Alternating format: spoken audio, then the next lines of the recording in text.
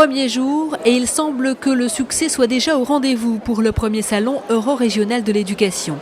Des centaines de jeunes étaient présents ce mercredi 18 novembre pour s'informer sur les formations post-bac de l'Académie. Ils sont nombreux à se poser des questions sur leur orientation. Les réponses se trouvent selon eux auprès des professionnels présents. Elle aide beaucoup à éclaircir parce que tu es un peu dans le brouillard et maintenant oui, les idées beaucoup plus claires.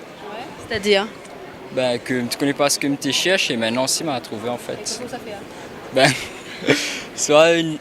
Comment ça fait soit un BTS, soit université, après licence et tout.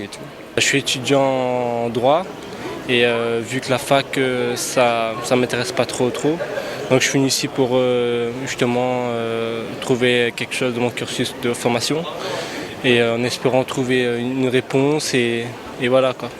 Ce salon, organisé par la Ligue de l'enseignement, se déroule en même temps que le Salon de l'éducation de Paris. Tous les partenaires du secteur sont réunis en un même lieu, le parc des expositions de Saint-Denis, une première dans le département. Une des priorités de la réforme, notamment en lycée, c'est de mettre l'accent sur l'orientation. On voit bien que ça, c'est une préoccupation pour les parents.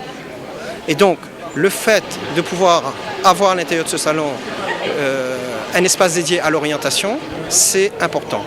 Un espace pour les métiers, un espace pour tous les partenaires qui travaillent avec l'école, parce que bien souvent, on ne sait pas ce que fait les uns et les autres. Donc ça permet, sur un même lieu, de recenser tout ce qui se fait, montrer tout ce qui se fait. Ce premier salon euro-régional de l'éducation se déroule sur le même lieu que la Fête de la Science. Deux événements qui ont été inaugurés officiellement par le recteur de l'Académie et les autres partenaires. Mostafa Fourar est ensuite allé à la rencontre de toutes ces personnes qui sont venues mettre en avant leur organisme, comme ici, le stand dédié aux étudiants porteurs de handicap.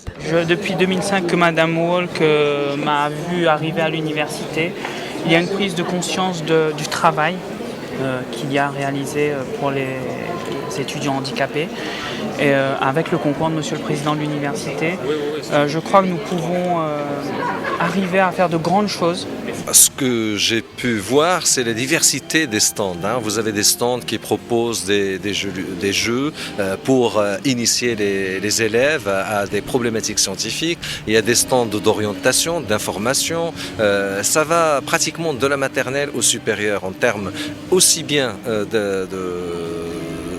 d'information que de sensibilisation aux études.